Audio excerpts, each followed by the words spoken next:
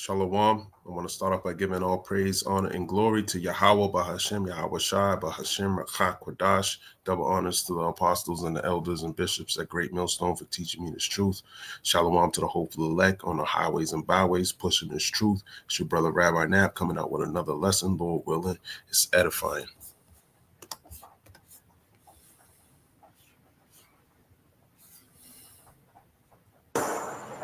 One of the stories you talked about was of the Native American being over 10 million at one point, now to less than 1 million.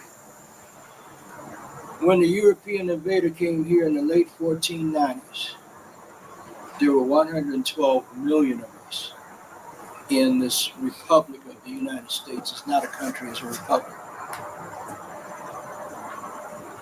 And in less than 500 years. Yes, a republic run by the Edomites, Esau. Through genocidal practices, through the introduction of diseases that we had no immunity to, and other evil things that he put, arrogance, greed. Our numbers went from 112 million to less than 1 million by 1930. That's right. You see, they slaughtered these people, man, who are Israelites, by the way. I just want to grab this precept, Isaiah 1, verse 9. It says, except the Lord Yahweh Bahashem Yahweh Shai of hosts had left unto us a very small remnant, we should have been as Sodom, and we should have been like unto Gomorrah, meaning utterly destroyed. But he left us a remnant, just like he did with these Native Americans, so-called. Okay, these are Israelites from the tribe of Gad, the tribe of Salakia. I can't even think of their tribe. What's the Seminole Indians? The tribe of Gad and Reuben. Okay, these were Israelites. How do you kill off 111 million great people, loving people? They do that because they're Edomites. That's why they're capable of doing these atrocities in the earth. Okay, Amos 1 and 11. It says, thus saith the Lord Yahweh Bahashem Yahweh Shai, for 3 transgressions of Edom, and for 4 I will not turn away the punishment thereof. So for 3 or 4 transgressions, the Lord wasn't going to turn away the punishment thereof. Never mind, they have sins reaching up to heaven. Okay, according to Revelation, the 18th chapter. I believe Revelation 18 and 5. I'll grab that after. Because he did pursue his brother Esau, Edom, pursued his brother Jacob with the sword. A sword was given to Esau as a blessing through Isaac. Okay, because Jacob supplanted or took Esau's blessing. So Isaac gave him a sword because the only thing he could give him was something to take it away from him, but it was only going to be temporarily. Okay, because this blessing belongs to Jacob, and the Lord was going to defend him. We are his inheritance, and did cast off all pity, and his anger did tear perpetually, and he kept his wrath forever. So since you want to keep your wrath forever, Esau, you keep that. You hold on to that, okay? Because the Lord's going to destroy you. Revelation 18 and 5. For her sins have reached unto heaven, and the Most High have remembered her iniquities. Who's her? Who is this talking about? This is talking about America, okay? The harlot, the whore. Okay, that's talking about her, man. Okay. Where were we? Let's get back to them. People that are willing to share whatever they have, regardless of how small it is or how much they got. How do you do that? That's a genocide you don't hear in the history books. Absolutely. And another form of genocide that they practiced on us was paper genocide. What's this? Area where paper genocide or reclassifying Indians to black, white, or mulatto was first practiced by government offices in the United States, later spreading to all of America. paper genocide. I got to look more into that. Reclassifying them. As a matter of fact, there was a doctor, actually, he might explain it. the Arthur Plecker in Virginia, a cold-blooded racist,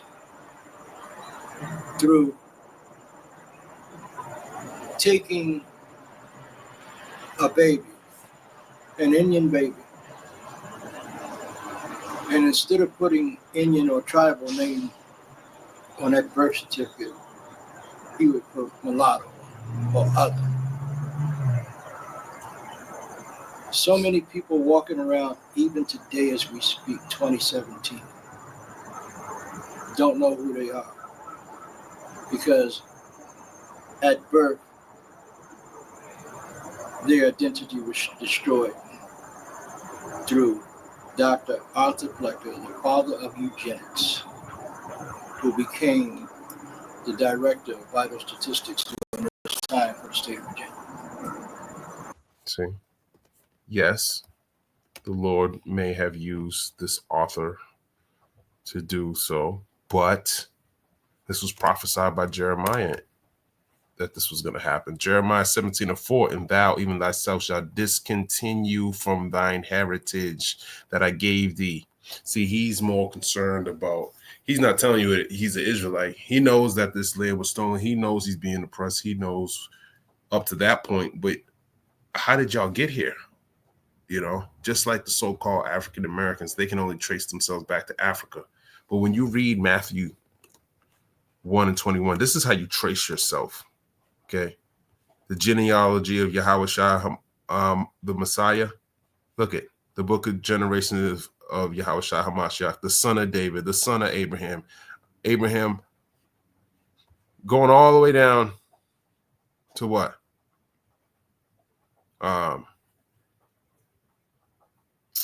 Where was it?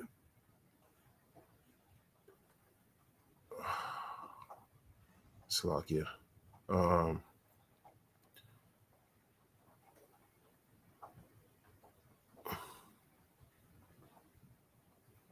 Where is it? Where is it?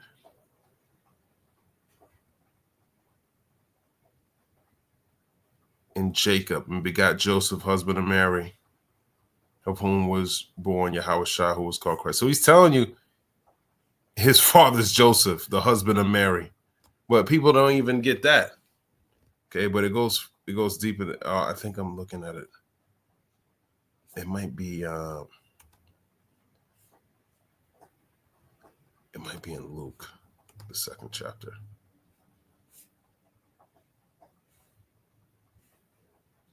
Luke, maybe 1. No.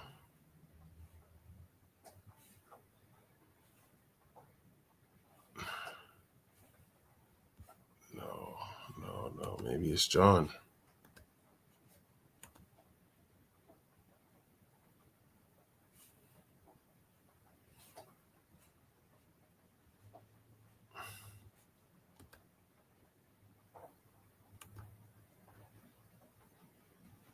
The new birth.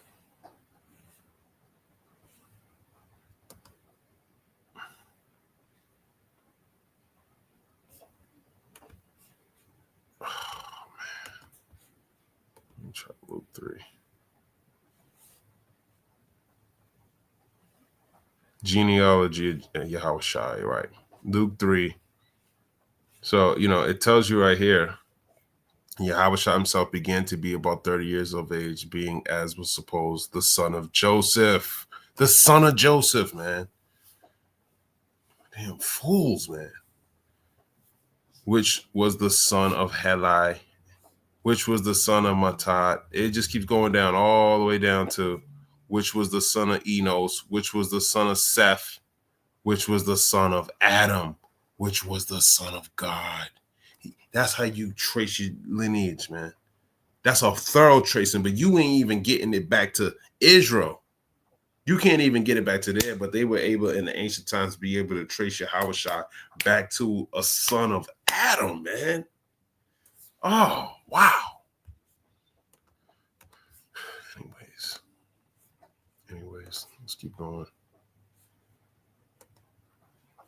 Let's get back to the lesson.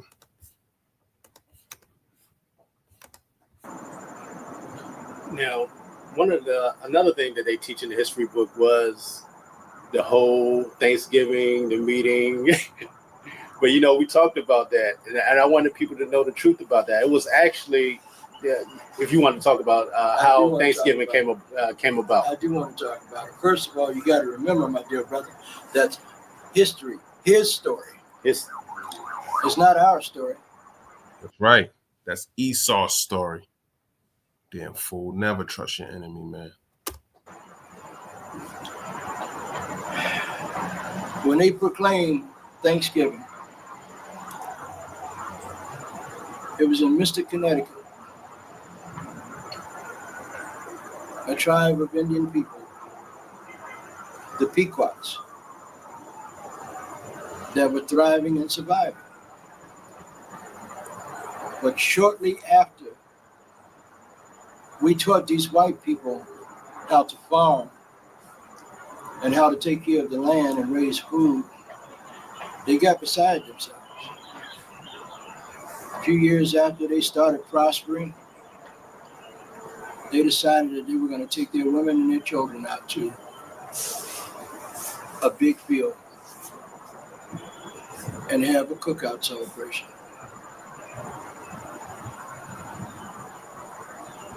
No Indians brought deer. There was never a Thanksgiving dinner with them, according to what they say. Not true. The celebration of Thanksgiving was the men walked off from their families and went further north into Mystic, Connecticut, and they murdered these Pequot Indian children, elders, women, and men. Got them in the enclosure of their habitat. They had built forts, per se, but that was only for the protection of their people. And they trapped them in where they couldn't get out, and they set it on fire, and they burned them to death. Then they came back. They were so thankful that they had killed these Indians, but that was the first Thanksgiving, not what you read about in their books. Yeah, and that's what they're thankful today. Wherever they burnt y'all alive as a sacrifice to their false gods. And you damn Christians running around here telling us we're all love. Well, guess what? You're going to die with them. Okay? Because you're the Antichrist. You're the anti-Christians. You're against the Lord. And the Lord knows it. And he been known it. And you fight up against his word. You don't bring out the truth. You're still talking about the Trinity. You're a fool.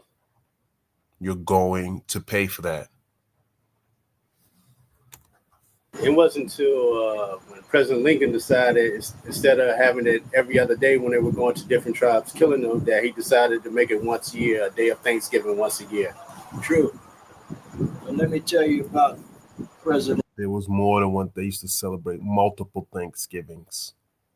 All these battles when they slaughtered our people.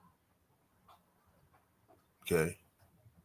They had to consolidate it into one day because there was too much celebration, too much killing going on to celebrate. They celebrate the death of Israel. And they're going to pay for it. Lincoln.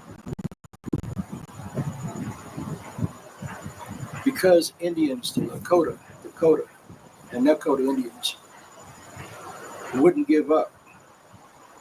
These are the people from Minnesota, North Dakota, South Dakota, up in that area, would not give up. They were fighting, and they captured in excess of 200 of them. And they wanted to hang them all. But Lincoln intervened because of politics, should I say politics. And he said, no, I don't want you to hang them all. Pick 38 of them. And that's how they came up with the Mankato 38.